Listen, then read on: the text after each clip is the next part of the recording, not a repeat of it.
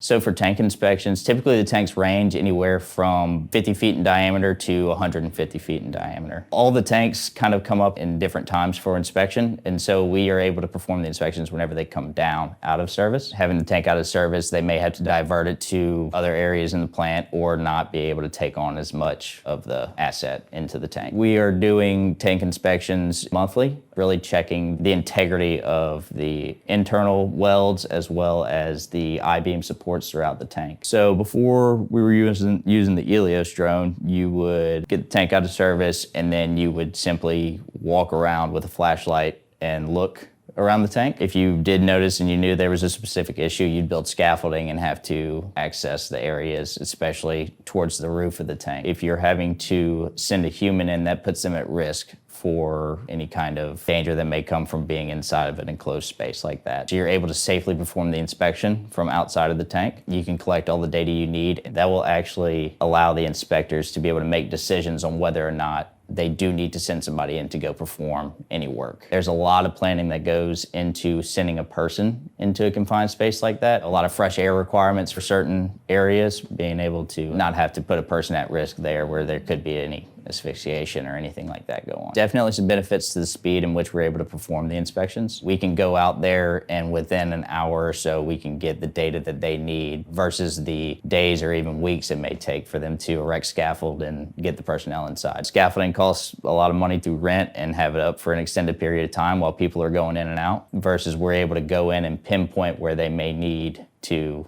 focus their attention on. We've definitely gone in, done a visual inspection in which we found no areas of concern for the inspectors, and they're able to check it off their list and move on to the next inspection after that.